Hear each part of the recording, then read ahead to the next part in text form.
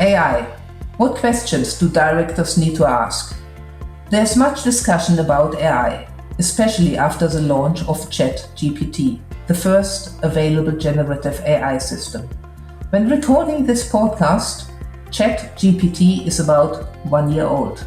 I say this because in some months, some years, if someone listens, they might laugh about this conversation. It is clear that generative AI will profoundly impact how we work and how organizations operate. In the preparation for this podcast, my podcast partner told me it is the most dramatic change we have seen since controllable electricity. In our board evaluations, I see little about the systematic integration of the topic on the agendas of boards. What questions do directors need to ask in the boardroom? As a Monitor alumni, I'm thrilled to welcome Professor Joe Fuller again to the Better Boards podcast series. Joe is Professor of Management Practice at Harvard Business School. He's co-head of Harvard Business School Managing the Future of Work project and co-head of the Harvard Project on Workforce, and of course the co-founder of the Monitor Group that is now Monitor Deloitte. A warm welcome to the Better Boards podcast series. I'm Dr. Sabine Dembkowski, founder and managing partner of Better Boards.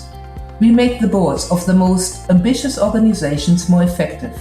Our mission at Better Boards is to contribute to creating better boards. We provide clients with an evidence-based approach to board evaluations and board development programs. We have created an innovative board evaluation platform organizations can access and use as part of a fully facilitated board evaluation or for their internal board evaluation. Large professional service firms are also welcome to use our platform. To fulfill our mission, we give a voice to all who care about creating better boards. Joe, as an alumni of Monitor Company, I'm absolutely thrilled to have you back and make a contribution to the Better Boards podcast series. Thank you so much for making time for this. I'm delighted to join you and your audience. Now, we have a very exciting topic. And you're at the forefront of all the research, so it's really fantastic to have you. There's so much discussion about AI, especially after the launch of ChatGPT, the first widely available generative AI system. It's now about 1 year old. What has happened since the launch? Well, I think there have been several very important developments. The first is it's shown a remarkable capacity to learn. So even in the data it was not trained in, like mathematics, it has assimilated a huge amount of the material that is available to it, and by interacting with other users, it has gradually generated an expertise in math that is getting better and better. Originally, it was a disaster in math. I think the second is that we are seeing a tremendous amount of innovation of people building extensions or tools that draw on the OpenAI but give it additional specialization. So, for example, in the ChatGPT program, you can add an extension, the internet extension, which gives you the citations of the web pages that the GPT used to generate its answers. Maybe most interestingly, this is the most rapid growing internet-based service in history. So it reached 100 million users in 2 months, faster than any other program by a great distance. So it's universal presence, it's great capacity to learn and extend into new areas, and the innovation of triggering suggests that we're just at maybe the very end of the beginning of understanding what this will mean for the future of work and for companies and for governance. At the Harvard Business School, you're the co-head of the Future of Work project. I mean, that is the interesting part. What are your views on how work will be affected by AI? A vast topic. I mean, maybe just highlight a couple of points here. Well, we know from some experimentation several things. We know that jobs of all types can be made more productive. So, for example, in some research done by our colleagues at Stanford University, they looked prior to generative AI, which is what ChatGPT is, at the productivity of call center representatives who answer customer inquiries, and found that even with earlier generations of AI, they could improve the productivity of a experienced representative by 14%, and by a first-year representative, an inexperienced representative, by 33%. We found in a paper written here at Harvard that consultants, major strategy consulting firm, Boston Consulting Group, that their productivity could be increased very substantially. They could do more work faster and at higher quality when using AI, especially when given some support in the so-called prompt engineering, which is how you think about structuring the queries you give the AI. But I think the most interesting data from that study was not merely that the consultants became more productive, but that the consultants who had achieved a lower performance ranking at BCG prior to using AI, their productivity gap with the highly rated consultants at BCG was closed dramatically. Wow. What it indicates is that AI is in part a leveler, where it bolsters people's performance, maybe reduces some of the spread in performance in organizations. And it's also, one final thing I'll say is that AI is very, very good at doing routine work. Mm-hmm. So a lot of the tasks it's going to substitute for are really rather dull tasks. And so in addition to making people more productive, the data is very, very definitive that it's going to make their jobs more interesting by taking away the elements that they find most dreary, that they don't look forward to, that they may even resent that they have to do as part of their routine work. Now, you work with very well-known large corporations. How are they approaching the adaptation of generative AI? I mean, you're at the forefront in the US. What can directors in other parts of the world learn from these organizations? Well, I think there are several very important lessons to learn, but let me caveat it by saying the large companies that I'm working with are in fact learning themselves, Sure. In part because the technology is changing so fast that by the time they decide to take some action, there's a new wrinkle or feature they have to think about. I would say a lot of companies are being very cautious about AI. They are not applying it despite as widely as they might, despite recognizing its great potential to improve productivity. I think their anxiety about applying it is rooted in both a concern that their data will somehow be compromised or released into the wild, we say, so that it somehow becomes part of the model that they're using. I think the other is they're very, very concerned about changing their processes and getting their personnel to come along. And I think two or three quick lessons. The first is it's important for companies and employers to help demystify AI for their employees. AI is the subject of a lot of spurious reporting, a lot of rumors. Yeah. Interestingly, there's data that workers estimate that there'll be a very profound impact on over 60% of work because of AI. But when they asked whether they'll be effective, only less than 25% say, oh, yes, I will be affected. So there's some disconnect in understanding it. I think companies also have to be more broad-minded in their thinking about AI. Many are approaching AI as if it's some kind of super software as a service, SaaS product, and asking questions like, well, how can this make my current process more efficient? In my view, that's entirely the wrong question. This technology is so fundamental and so astonishing in its breadth that the correct question is, how do I build the processes to make the most of this technology? This is a revolutionary technology, not an augmentative technology. And management and boards, I think, have to be aware of that and apply the appropriate level of attention and governance to ensure that the revolution is a successful one. Now, in the board evaluations we conduct, we see very little that the topic is integrated on the agendas in a very systematic way. I mean, it's almost something that needs to be on the agenda on a regular basis. in order to keep up with the developments. And yet directors don't seem to have the know-how at this stage to even ask the right questions. I think that's correct. And in fact, it's also true of C-suite executives. Many of them don't know what the right questions are to ask. So I think it's very important that boards and management go on a learning journey together, where the board is actively seeking dialogue with management, starting to build their shared familiarity with AI, where management feels it's most applicable to the company's operations, and then to track progress and learning in the organization about AI.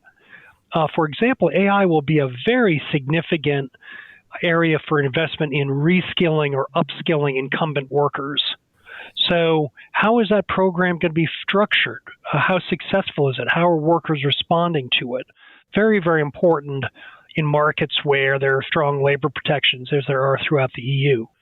Similarly, AI has quite a number of risks associated with it. And how management is viewing the application of AI through the lens of risk management is another very important issue for boards, as well as what are the internal governance mechanisms over AI going to be? Which executives are in charge? How will it be a centralized set of policies, or will it be the responsible of different business managers and functional managers to set their own governance models? Because if you have some significant misstep with AI, it would be like any asset inside the company. Someone has to be responsible for overseeing it and managing it and being held accountable for performance, particularly a tool with such great potential competitive ramifications. For a board not to be asking these questions, and through their dialogue with management, learning how to ask better questions, I think is a rather important abandonment of their responsibility. So how do we get now this basic knowledge that you need in order to ask the right questions into boardrooms? Well, certainly the technology companies are anxious to share what they know. And there are companies, Microsoft being a good example, Google being a good example, which have multi-billion-dollar investments in AI. Google is going to release its so-called Gemini product in the beginning of next year, and it'll take AI to yet another level of performance, even beyond where we are today. So I'm sure those companies and others are open to dialogue with large companies worldwide. Similarly, several of the large consultancies, Accenture, obviously, Deloitte, excellent in this area, PricewaterhouseCoopers, IBM, Global Services are helping companies develop both specific applications for the use of AI, but also they're thinking about things like governance of AI. So, Sabine, you and I are former consultants, so maybe we're always inclined to run to that for a solution. But in this case, harnessing the shared knowledge and insight the large consultancies have is really a very appropriate thing for companies to do. A firm like Deloitte is seeing the application of AI in multiple companies across multiple industries, and through that perspective, they can integrate a point of view on what's happening, what best practices are in implementation and governance and in vendor management. That's very, very hard for a company to develop on its own. And it's important that companies move quickly on this, because AI is an equation in two variables: how much data you have and how fast you start training it to make it useful. Yeah, sorry, I didn't want to interrupt you, Joe, but you said something so interesting in our prep call. Basically, if someone has the data and that data is used in combination with AI, it gives them a long-term competitive advantage. Maybe you can elaborate a bit on that point. Yes, it's a rather kind of interesting mathematical phenomena. But if you have a lot of data, which, of course, most of your listeners will be on boards of companies that do, that's a huge natural advantage with AI. And so then the question becomes, how quickly can I train that data so that it can interact with the open AI systems so I can gain more insight faster? And companies that have leading market shares in various markets, if they're able to keep pace with the application of AI for management decision making, will really get what could become almost a permanent competitive advantage. Because if you have more data and you move at the same speed at your next biggest competitor or faster your next biggest competitor, you're getting smarter before they're getting smarter because you've got more data and you're moving at a good cadence. So the caution that companies are adopting in dealing with AI is in some ways a competitive danger, because if they're very slow to exploit the value resident in the data, they may be overtaken by a competitor that's just moving faster. And once you get that advantage, it should compound and almost literally become impossible mathematically for the lagging company to overtake the leading company in using AI unless the leader stumbles sometimes in the future. And another interesting point, in your recent research, you highlighted that assuming leaders with traditional managerial pedigrees will succeed in the C-suite is no longer a safe option. What has changed really that the traditional criteria that are applied for people who want to sit on boards might not be anymore the be and end all? Yeah, you certainly don't want to offend any of your listeners, but with the explosion of AI being the crowning example, what they've done is overthrown the basic logic of process design in a lot of companies. It has made the ability to generate heuristics, hypotheses based on historical experience, less valuable.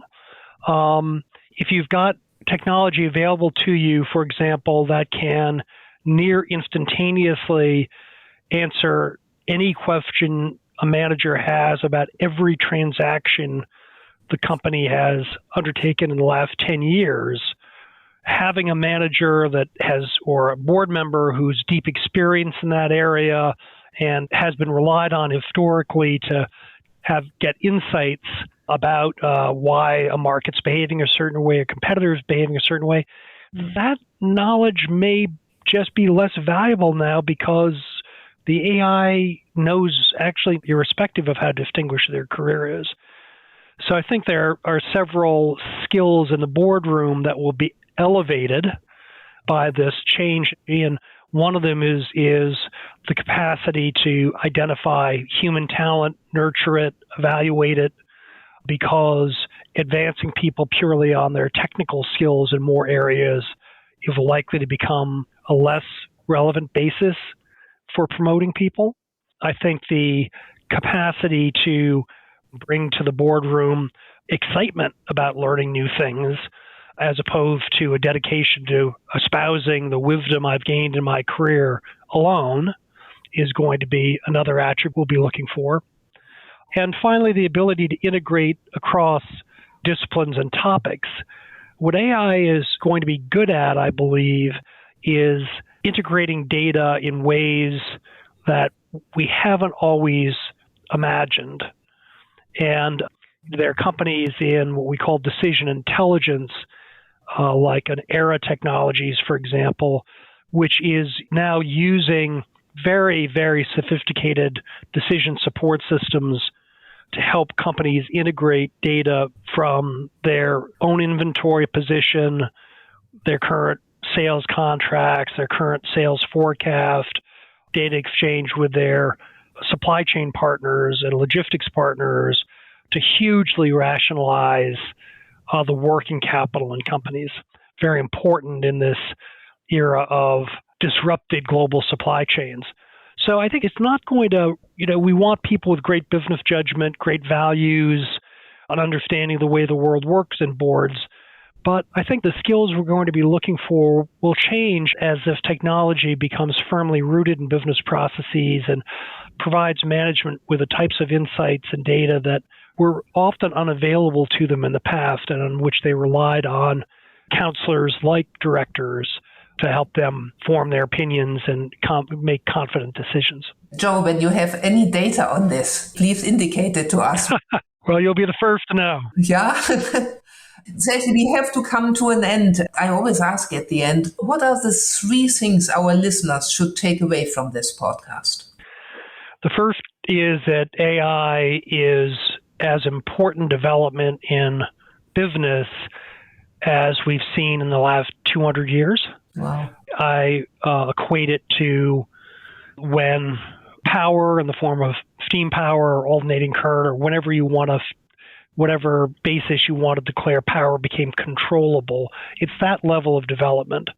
So this is a permanent critical feature.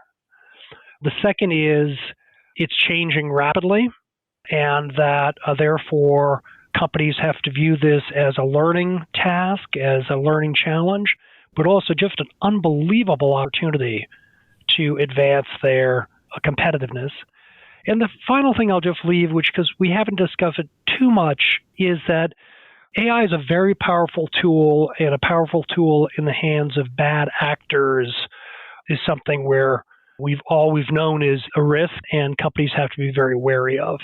And when you've got technology that, for example, can create a video with the image of your chief executive officer or your non-executive chairman, and create a audio that's identical to that person's voice saying utter nonsense, in this era of social media, that could be hugely dangerous.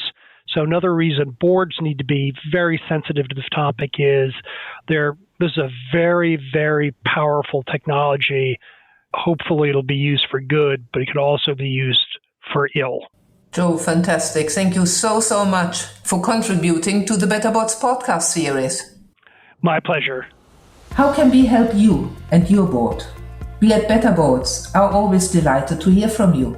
If you would like to learn more about our work, if you have a thought about a future podcast, if you would like to make a contribution, or if you would like to see a demo of the platform, get in touch.